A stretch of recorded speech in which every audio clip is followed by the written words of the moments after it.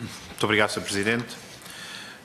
Queria agradecer à Sra. Professora Doutora Maria Teresa Palma. Maria Fernanda. Maria Fernanda, peço desculpa. O facto, penso que fui induzido em erro porque já teria sido dito o nome errado, eu na altura até percebi que era errado e depois ficou aqui a rebater, não direi na minha consciência, mas no meu subconsciente. Apresento-lhe as minhas desculpas. O facto de aqui se encontrar, mas sobretudo por aquilo que aqui nos veio trazer.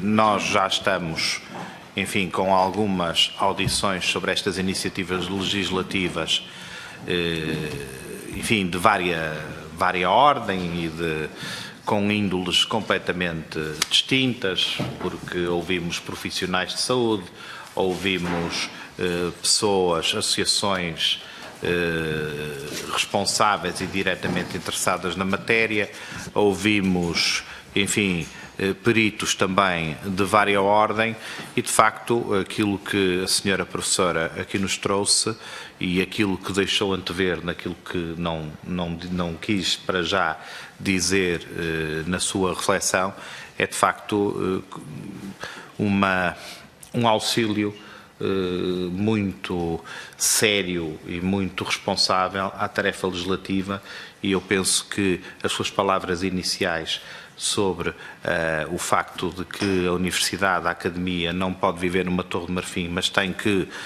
colaborar na medida do possível e na medida daquilo que forem os seus interesses e as suas potencialidades e vocações com os fazedores da lei em concreto, penso que foi totalmente preenchida com aquilo que a senhora professora aqui nos trouxe e, portanto, renovo os meus agradecimentos.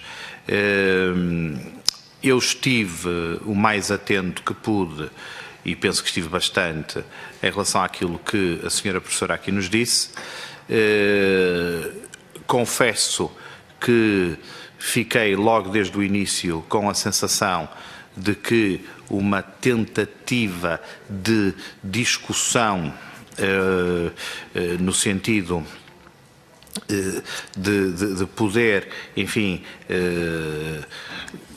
esmiuçar um pouco mais aquilo que foi dito, produto das suas reflexões, exigiria um conhecimento mais profundo dessas mesmas reflexões que uma mera audição como esta que tivemos aqui eventualmente não aportará. Eu confesso que fiquei com algumas dúvidas nessa rejeição in limine que a senhora professora fez sobre a possibilidade de se fazer uma analogia, não propriamente uma analogia jurídica, mas uma analogia no sentido de relação, de comparação lógica entre os direitos fundamentais do idoso e os da criança, porque isso estaria completamente vedado pela Constituição. Eu não sei se aqui não há exatamente uma circunstância daquilo que costumamos chamar o ocasio legis, isto é, se no momento em que a Constituição foi feita, no momento da sua elaboração, não existiria e em muitas das suas revisões, já que a Constituição é o seu produto inicial e aquilo que resultou das suas revisões, não existiria uma apetência natural para os direitos da criança e as mesmas preocupações não estavam nem em Portugal, nem diga-se em praticamente lugar nenhum da nossa civilização ao mesmo nível e no mesmo patamar para aquilo que hoje se chama direitos dos idosos. Por incrível que possa parecer, esta expressão é relativamente nova e nós estamos a desbravar, não apenas aqui, mas em documentos internacionais, estamos a desbravar terreno que não direi que seja pioneiro, mas que muitas vezes consigo, não foi o caso, mas eu consigo perceber muitas vezes uma reação, não apenas dos juristas, mas mesmo fora do mundo jurídico, uma reação de alguma estranheza, porque isto não era falado, isto não era refletido desta maneira.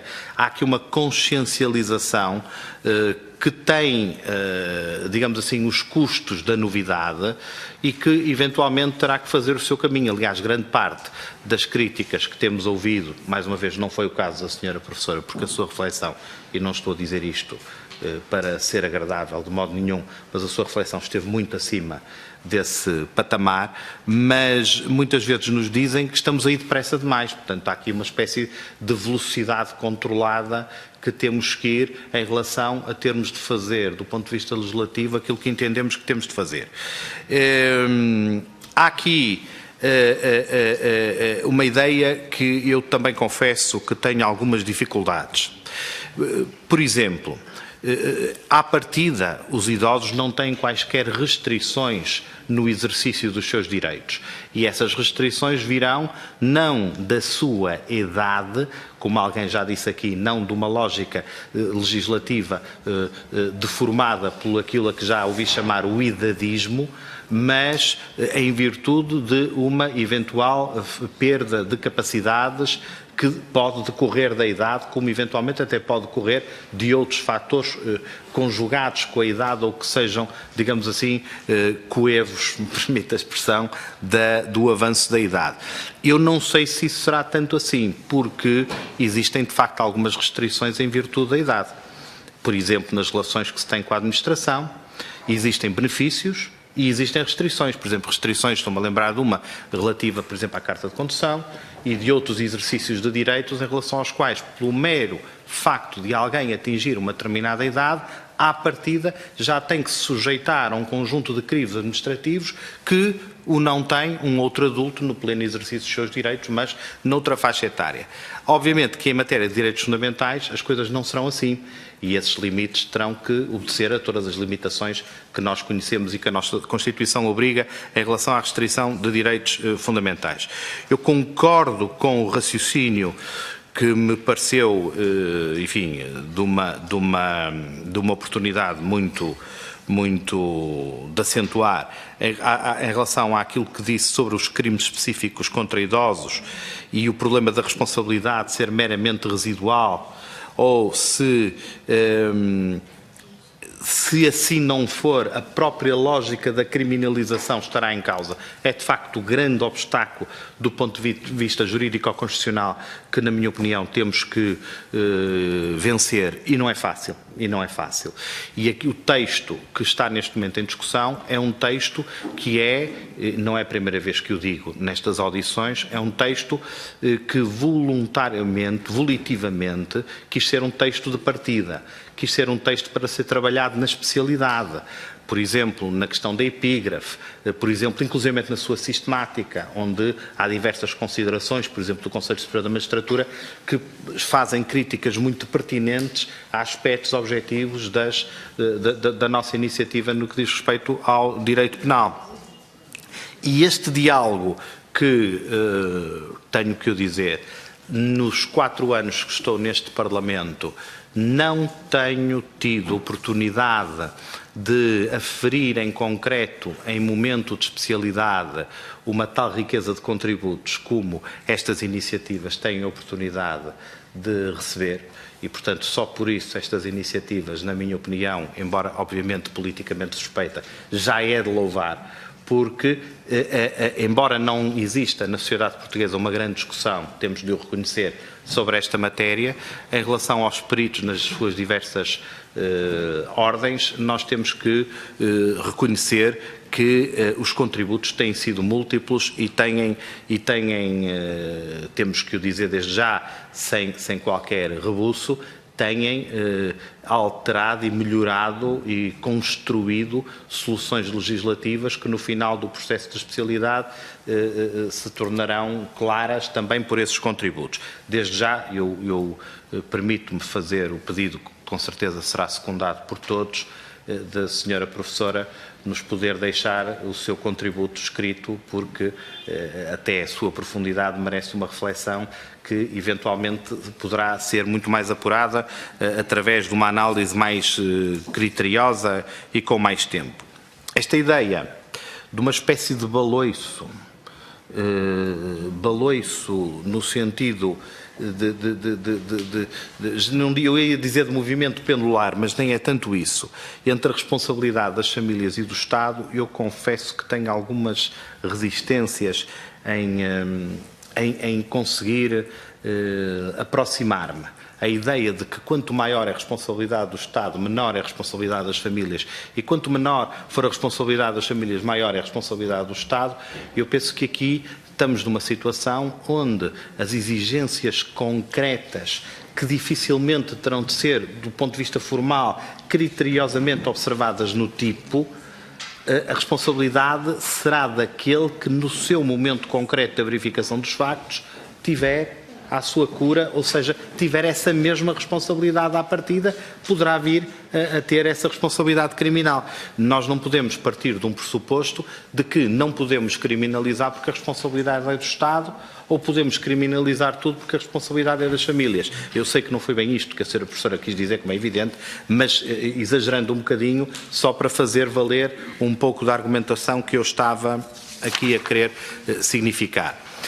Em relação a uma ou duas críticas concretas e sem estar ocupar muito tempo, a questão do atestado prévio de incapacidade e de uma informação pericial e de critérios formais no tipo que dessem, digamos assim, com uma carga maior de certeza jurídica. E nós, à semelhança do que acontece em tantos outros tipos legais, julgamos que isso que deve ser deixado por uma questão processual. Isto é, a própria investigação, quando a incapacidade não é notória, não é evidente, embora nós saibamos que aquela premissa da Constituição americana que nos diz que as evidências se provam a si mesmas, no direito penal isso não é bem assim. As evidências, muitas vezes, mesmo quando são notórias, carecem de uma investigação e, portanto, carecem de um trabalho processual e, neste caso, por maioria de razão. Portanto, isso poderia ser ultrapassado pelo próprio desenvolvimento da investigação, que essa perícia poderia ser pedida, e sendo fator de exclusão ou não, depois, mediante a sua resposta e mediante o desenvolvimento do processo. Tenho resistências, mas reservo, se a senhora professora me consentir, a minha opinião para uma leitura mais atenta do texto que nos vai deixar, sobre a ideia de que o abandono só poderá ser considerado se puser em risco o idoso. Então eu percebi mal, peço desculpa.